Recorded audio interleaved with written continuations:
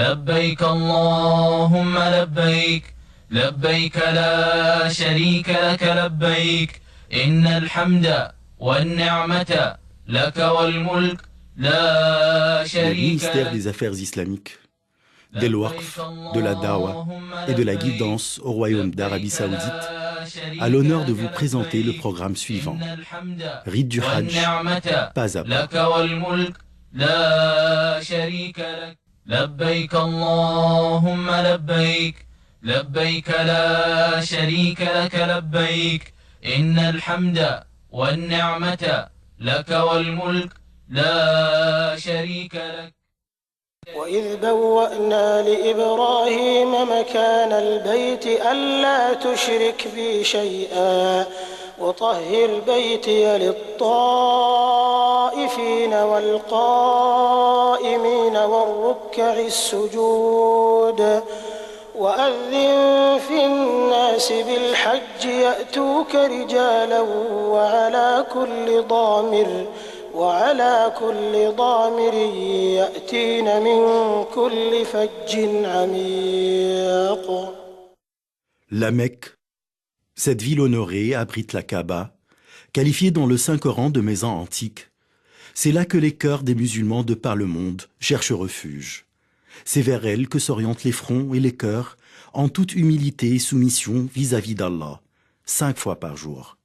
C'est vers elle que viennent les musulmans de tout chemin éloigné afin d'accomplir leur rite. C'est autour d'elle qu'ils font le tawaf depuis le jour où Ibrahim, paix sur lui, l'a bâti par obéissance à l'ordre de son Seigneur.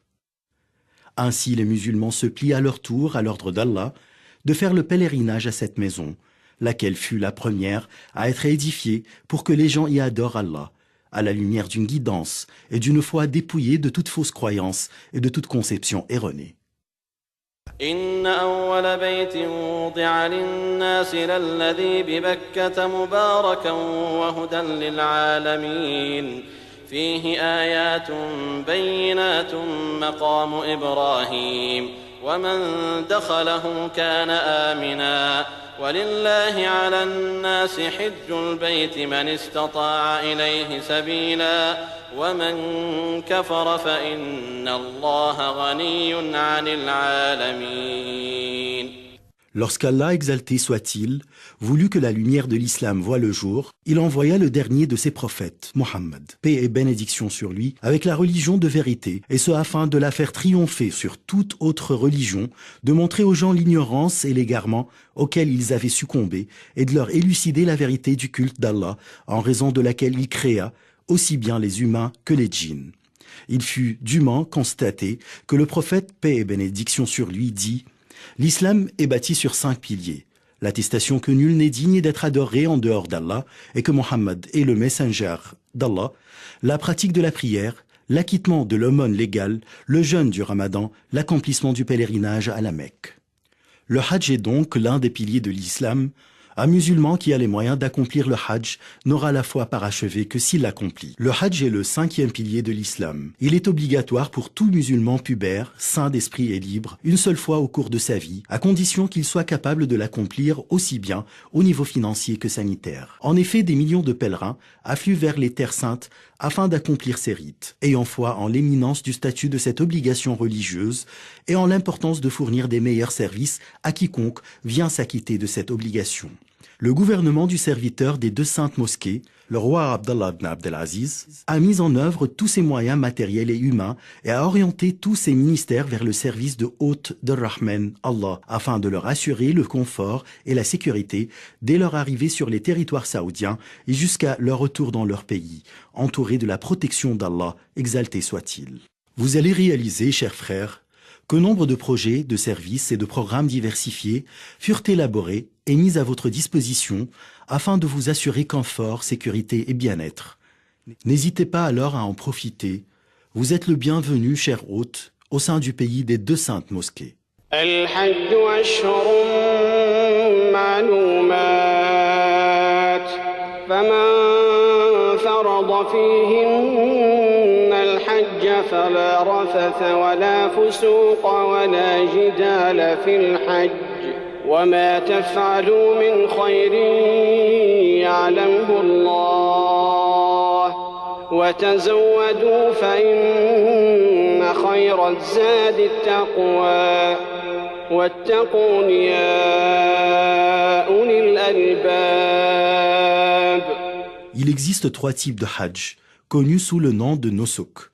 Chacun se distingue par une qualité et des obligations qui doivent impérativement être remplies pour que le hajj soit valable. Ces 3 nusuk sont at-tamattu', al-qiran, al-ifrad.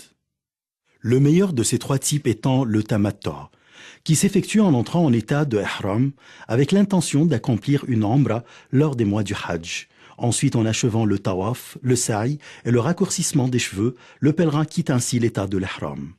Or, le 8e jour du mois de Dhul Hijjah, il entame encore une fois l'ihram dans l'intention du hajj cette fois, à partir du lieu où il se trouve à ce moment-là.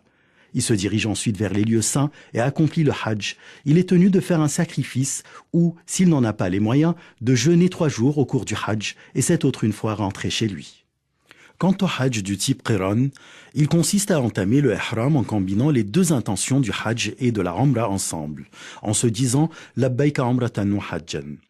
Une fois arrivé à la Mecque, le pèlerin doit accomplir le tawaf al-qudum ainsi que le sa'i du hajj et de la umra, et ce tout en préservant son ihram sans jamais se désacraliser. Le 8e jour, il se dirige vers les lieux saints s'acquit des autres rites formés des 2 rites distincts, à savoir le hajj et la umra. Il doit offrir un sacrifice et si, faute de moyens, il n'y parvient pas, il devra jeûner 3 jours au cours du hajj et cette autre une fois rentré chez lui. Reste le hajj du type ifrad, lequel consiste à entrer en état de ihram avec l'unique intention d'accomplir le hajj. Arrivé à la Mecque, le pèlerin accomplit le tawaf, le sa'i et préserve son état de ihram jusqu'à la fin des rites. Il ne lui incombe pas de faire un sacrifice car il n'a pas combiné la umra au hajj. Le meilleur de ces types de hajj est le tamattu' suivi du qiran, puis enfin le ifrad. Chers frères, si vous comptez voyager à la Mecque, afin d'accomplir les rites du hajj et de la umra, il vous sera impératif d'entrer en état de ihram à partir d'un des miqat que le prophète, paix et bénédiction sur lui, détermina à savoir. Dhul Hulayfa, le miqat des habitants de Médine connu aussi sous le nom de Abyar Ali. Al-Juhfa, le miqat des habitants du Sham, il est situé à proximité de la ville Rabigh. En effet, les gens entament aujourd'hui leur ihram à Rabigh. Qarn al-Manazil, il est situé à Najd et aussi sous le nom de As-Sayl al-Kabir. Yalamlam, le miqat des habitants du Yémen, sachant qu'ils entrent en état d'ihram à partir des Saadiyya. Dhat Irq, le miqat des habitants de l'Irak. Quant aux habitants de la Mecque, ils entament leur ihram pour le hajj à la Mecque même. Ceci dit, il incombe à quiconque passant par ces miqats dans l'intention d'accomplir le hajj ou la umra d'entamer l'ihram à partir du miqat correspondant à sa provenance. Or, celui qui dépasse intentionnellement son miqat sans entrer en état d'ihram doit impérativement y retourner et entamer son ihram. Sinon, il est tenu d'expier sa faute en sacrifiant une brebis à la Mecque et en distribuant sa chair aux pauvres.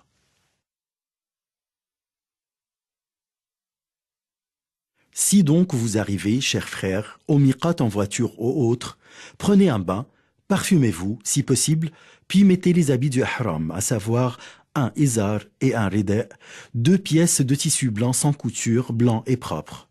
Quant à la femme, elle est autorisée à revêtir les habits qu'elle souhaite, pourvu qu'elle ne se pare pas et qu'elle n'exhibe pas ses atours. Ensuite, formulez l'intention d'entrer en état d'ihram pour accomplir la umra. Or, si vous arrivez au miqat par voie maritime ou aérienne, le pilote ou le capitaine ont généralement l'habitude d'annoncer aux passagers qu'ils passent parallèlement au miqat afin de permettre aux pèlerins de porter les habits de ihram. D'ailleurs, il n'y a aucun inconvénient à ce que le pèlerin quitte sa maison vêtu des habits du ihram. Le cas échéant, il entamera la talbiya comme signe de son entrée en état d'ihram dès que le navire ou l'avion passera parallèlement au miqat. Notons que la talbiya se fait à haute voix par les hommes et non les femmes.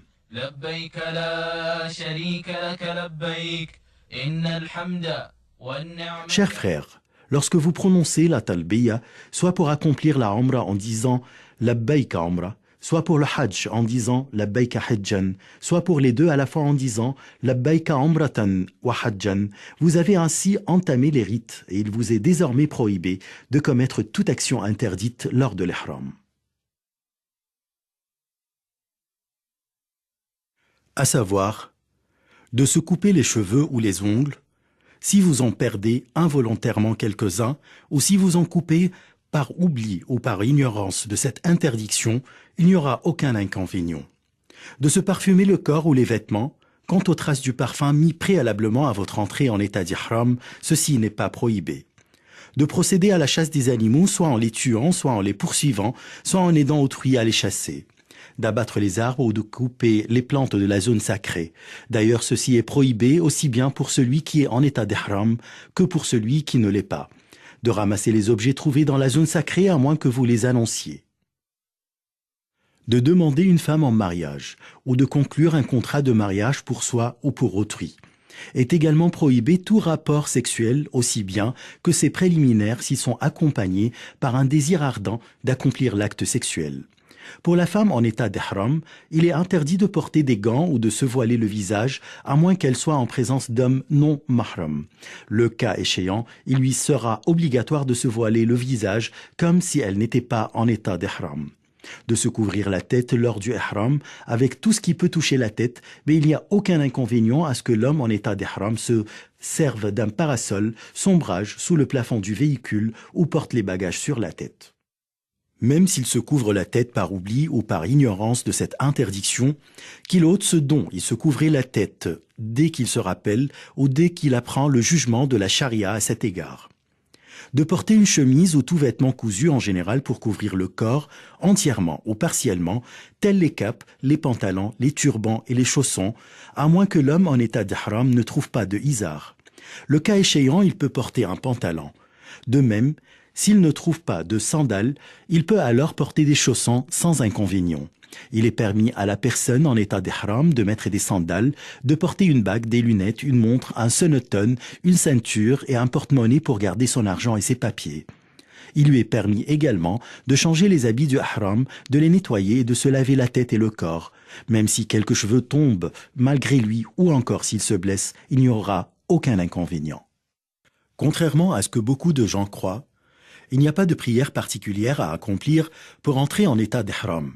Mais il incombe au pèlerin d'observer les obligations de sa religion, comme à titre d'exemple, le fait d'accomplir la prière collective au moment prescrit, d'éviter de commettre toute infraction à l'obéissance vis-à-vis d'Allah, exalté soit-il, tels les péchés, l'obscénité et les perversités auxquelles succombent d'autres musulmans égarés.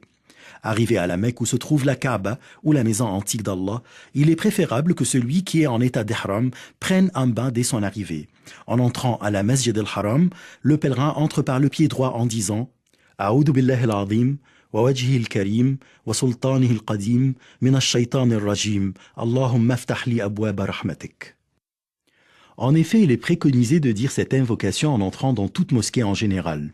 Ensuite, le pèlerin se dirige vers el Kaaba afin d'entamer le tawaf. Selon la sunna, l'homme doit observer al-ittiba', c'est-à-dire le fait de laisser son épaule droite découverte et de s'envelopper de son rida, de sorte que le milieu de celui-ci passe par-dessous l'aisselle droite et de couvrir avec ses extrémités son épaule gauche.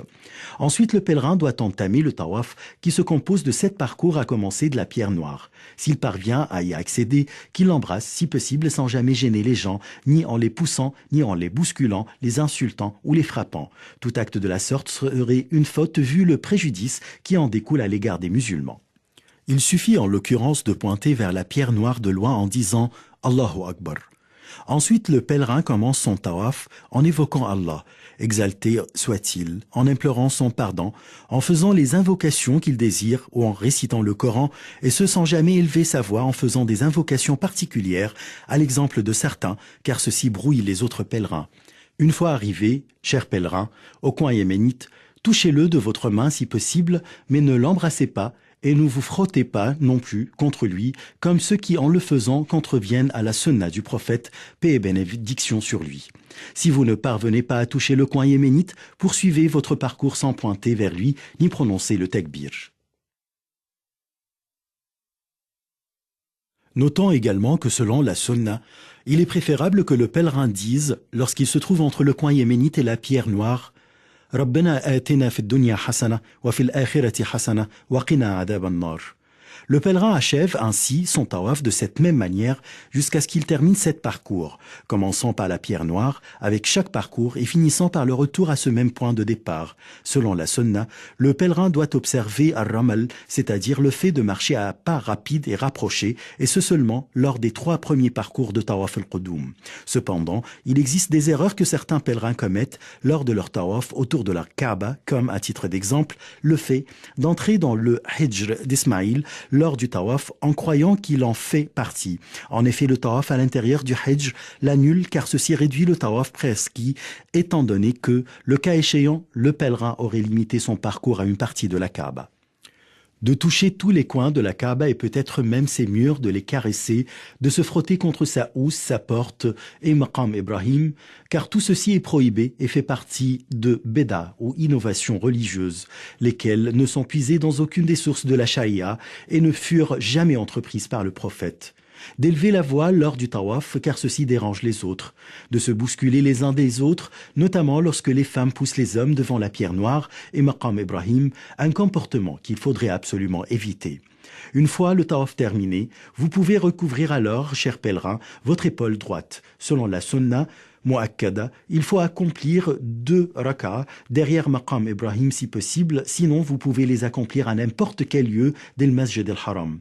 Après Al-Fatiha, vous récitez la sourate del Kafirun au cours de la première rak'ah et la sourate del Ikhlas au cours de la seconde. Cependant, il n'y a aucun inconvénient si vous récitez d'autres sourates.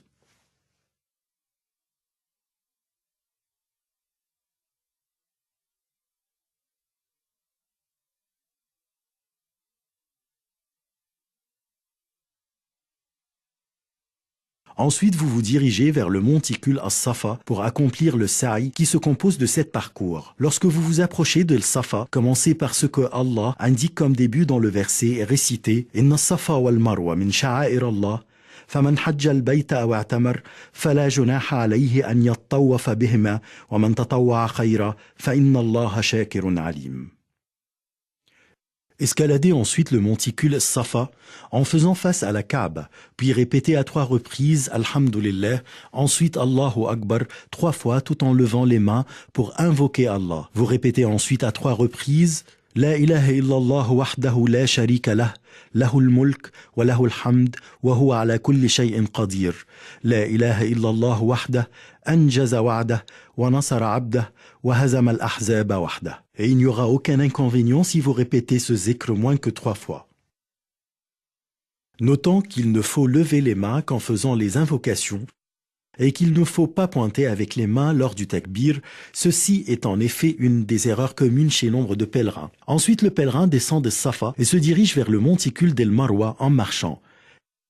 Il se met à faire des invocations pour lui-même, pour sa famille, pour l'ensemble des musulmans, et ce jusqu'à ce qu'il arrive au signal vert, à partir duquel il commence à marcher plus vite. Notant que cette accélération s'applique uniquement aux hommes et non aux femmes.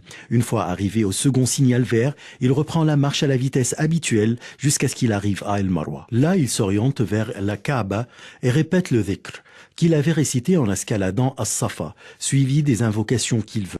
Ensuite, il descend d'El Marwa, marche jusqu'au signal vert à partir duquel il commence à accélérer le pas en parcourant la distance entre ce signal et le second. Ensuite, il reprend sa vitesse normale jusqu'à ce qu'il escalade Safa et ainsi de suite. Au bout de 7 parcours conformément à cette manière, le sa'i sera ainsi achevé, sachant que l'allée de Safa vers El Marwa est comptée comme un seul parcours et le retour d'El Marwa vers El Safa est compté comme un autre parcours. Notons qu'il n'y aura pas d'inconvénient si vous commencez votre sa'i en marchant et que, à cause de la fatigue ou de tout autre problème sanitaire éventuel, qu'Allah vous en préserve, vous poursuivez votre sa'i sur un véhicule. Il est autorisé à la femme en période menstrue ou de lochi d'accomplir le sa'i sans faire le tawaf, étant donné que le lieu du sa'i ne fait pas partir d'El Masjid al-Haram. Notons parmi les erreurs fréquentes lors du sa'i, l'accélération des femmes en parcourant la distance entre les 2 signaux verts. Une fois le sa'i achevé, le pèlerin du type tamatta procède au raccourcissement de ses cheveux. Il lui incombe de raccourcir tous ses cheveux, contrairement à la femme qui, elle, raccourcit les siens de la longueur d'une phalangette. Ainsi, le pèlerin du type tamatta aura accompli sa umrah et tout ce qui lui a été interdit durant l'état d'ihram lui deviendra désormais permis. Il est préconisé aux pèlerins de multiplier la talbiya au moment prescrit à cet égard, à savoir depuis l'ihram jusqu'au commencement du tawaf pour la umrah, depuis l'ihram jusqu'au jet de Jamarat al-Aqaba le jour d'Aïd al-Adha. Il dira alors en arabe « Labbaik Allahumma labbaik, labbaik la sharika laka labbaik, innal hamda wa ni'mata laka wal mulk, la sharika lak ». Le 8e jour de Zul Hijja, le jour de Tarwiyah. Ce jour-là, les pèlerins se rendent à Mina en état d'ihram, quel que soit le type de leur pèlerinage, tamattu', qiran ou ifrad, observant ainsi la sunna du messager d'Allah, l'élu, paix et bénédiction sur lui. Il est préférable de se diriger vers Mina avant le temps du zawal, c'est-à-dire avant midi. Les pèlerins y accompliront alors les prières de Zuhr, de l'Asr, de l'Maghrib et de l'Isha et de l'Fajr, et ce en raccourcissant les prières composées de 4 rak'ah sans les combiner ensemble. À cet égard, il n'existe aucune différence entre les habitants de la Mecque et les autres pèlerins. Selon la sunna, le pèlerin passe la nuit à Mina le jour de Tarwiyah. Une fois la prière d'El-Fajr du 9e jour de Zul Hijja accomplie, il faut attendre le lever du soleil puis entamer la marche vers Arafat dans un état de tranquillité et de sérénité, tout en répétant la talbiya et le takbir. Le 9e jour de Zul Hijja, le jour d'Arafat. Ce jour solennel, le jour que le messager d'Allah qualifia du meilleur jour.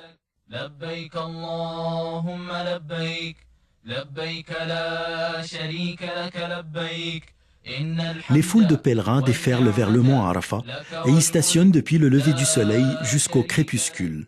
Il est préconisé, selon la sunna, que le pèlerin fasse station à Namira si possible. Sinon, qu'il s'assure de stationner dans les limites de Arafat. D'ailleurs, il existe des signes et des panneaux indiqués ces limites. En effet, toute la région de Arafat est propre au stationnement. Ce jour éminent, tâchez, mon frère, de vous concentrer à répéter la talbiya et le dhikr, et de vous évertuer à faire des invocations en faveur de vous-même, de votre famille, de vos enfants et de l'ensemble de vos frères musulmans. Au moment de la prière d'El-Zohr, l'imam prononce un serment destiné à rappeler les pèlerins et les exhorter et à les guider vers le droit chemin. Ensuite, il préside la prière d'El-Zohr, puis celle d'El-Asr, qui sera accomplie d'avance. Les deux prières seront alors raccourcies et accomplies à la même heure d'El-Zohr, à l'instar du messager d'Allah, paix et bénédiction sur lui, et ce sans accomplir de prière surérogatoire, ni entre les deux prières, ni avant elles. Il est conseillé d'éviter de commettre les erreurs qui risquent de vous faire perdre la rétribution et la récompense de ce jour éminent et de cette station honorable. Parmi les erreurs que commettent certains pèlerins, notons le fait de stationner à l'extérieur des limites de Arafat et de demeurer là jusqu'au crépuscule et se diriger après vers Muzdalifa.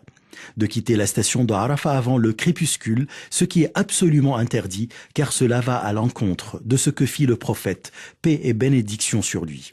De se pousser, de se bousculer les uns les autres afin d'escalader le mont de Arafat, arriver à son sommet, le toucher pour en tirer bénédiction et prier là-dessus. Ceci fait partie des bédas qui n'ont aucune origine dans la charia, outre bien entendu les inconvénients sanitaires et physiques qui en découlent.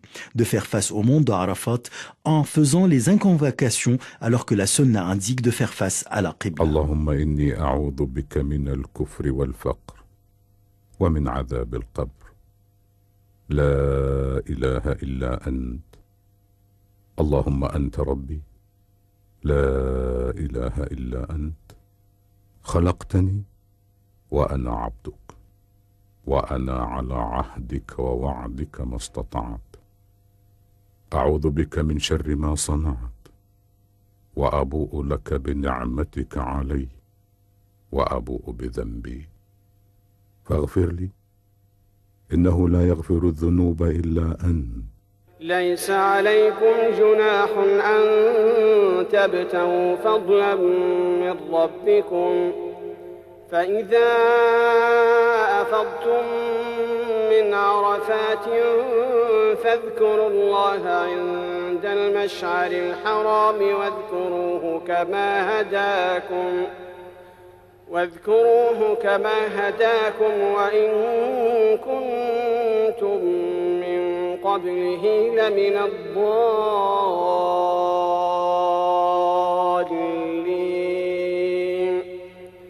ثم أفيضوا من حيث أفاض الناس واستغفروا الله إن الله غفور رحيم.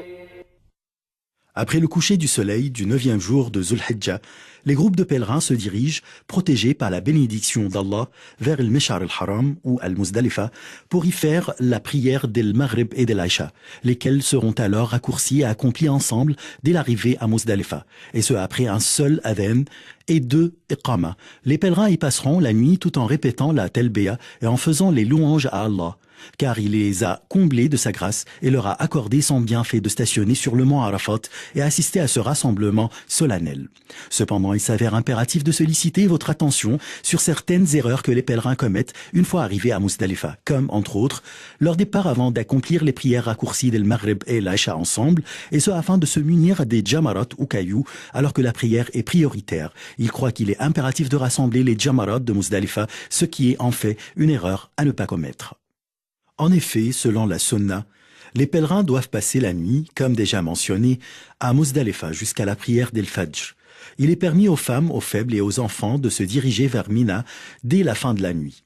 Une fois de la prière d'El Fajr accomplie, il est préférable pour le pèlerin de stationner à El Mesh'ar al-Haram, amont à Muzdalifa ou à n'importe quel endroit à Muzdalifa, de s'orienter vers la Qibla, de multiplier le dhikr, le takbir et les invocations autant que possible et enfin de chercher à se munir de cailloux pour le jet des jamarot.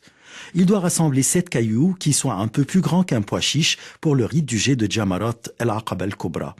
Il pourra rassembler le reste des cailloux de Ména et poursuivre ainsi son chemin vers Ména avant le lever du soleil avec la bénédiction d'Allah, tout en répétant la talbiya en toute humilité et en multipliant le dhikr.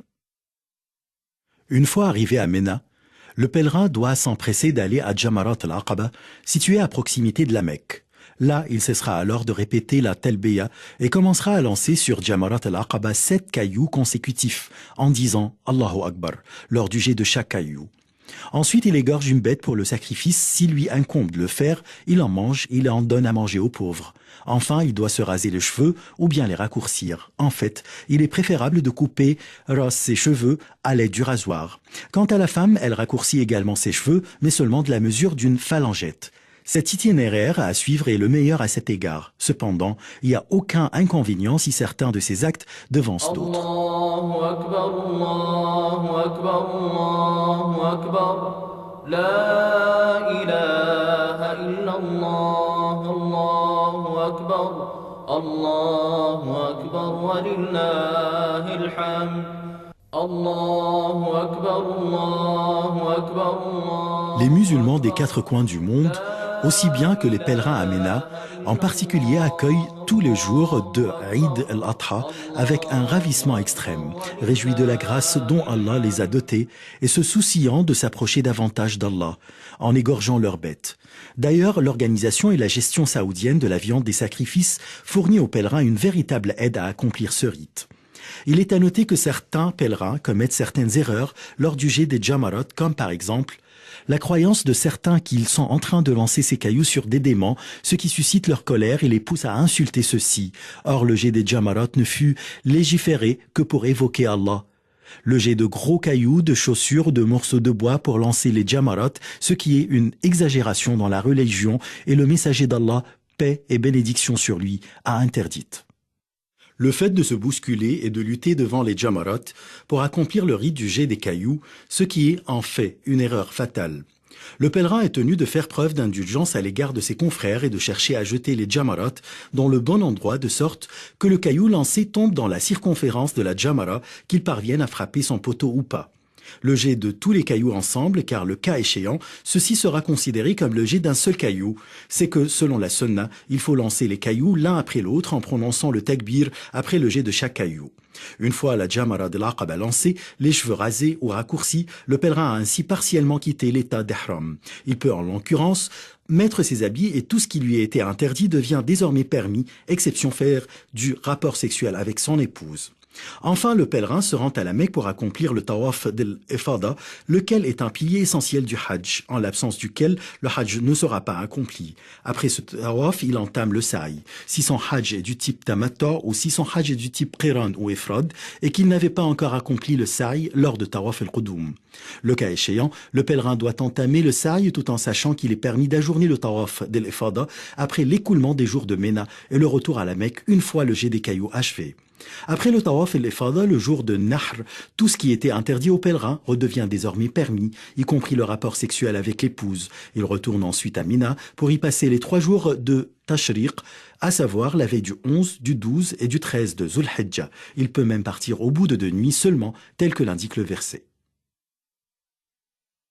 واذكروا الله في أيام معدودات فمن تعجل في يومين فلا إثم عليه ومن تأخر فلا إثم عليه لمن اتقى واتقوا الله واعلموا أنكم إليه تحشرون.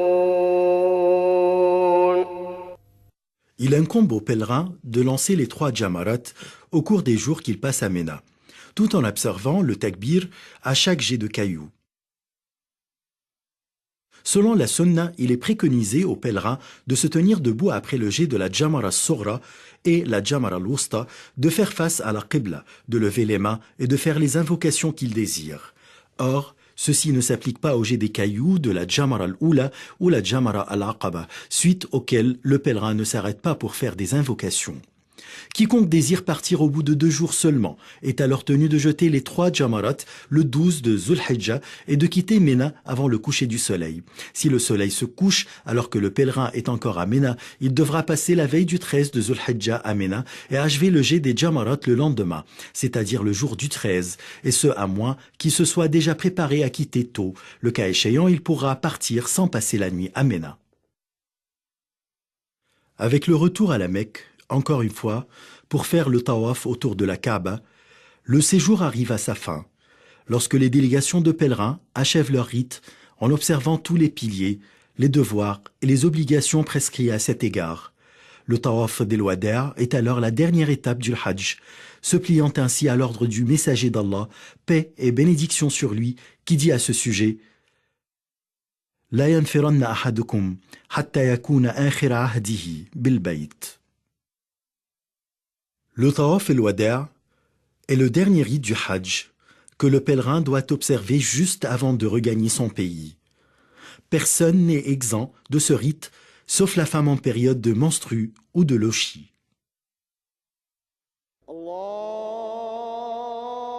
Médine est la visite de la mosquée du prophète.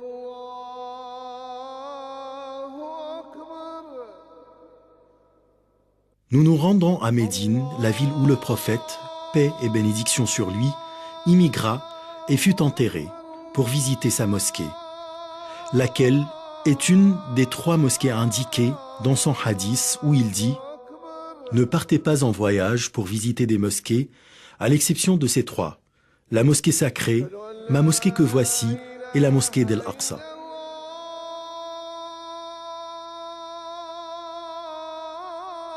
En effet, bien que la visite de la mosquée du prophète ne fasse pas partie des conditions ou des obligations rituelles du Hajj, ni que rien ne la lie au Hajj et qu'elle ne nécessite pas d'être en état d'ihram, elle est permise, voire préférée, à n'importe quel moment de l'année.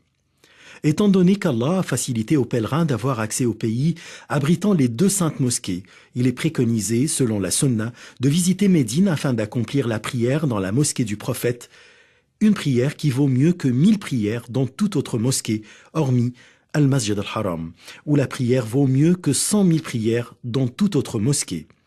Ensuite, le pèlerin peut saluer le messager d'Allah, paix et bénédiction sur lui. Une fois arrivé chez visiteur à la mosquée du prophète, entrez d'abord du pied droit, commencez par la basmala et la prière pour le prophète, paix et bénédiction sur lui, puis implorez Allah de vous ouvrir les portes de sa miséricorde en disant « بسم الله والصلاة والسلام على رسوله أعوذ بالله العظيم ووجهه الكريم وسلطانه العظيم من الشيطان الرجيم اللهم افتح لي أبواب رحمتك. D'ailleurs, il est également préconisé de dire cette invocation en entrant dans toute autre mosquée.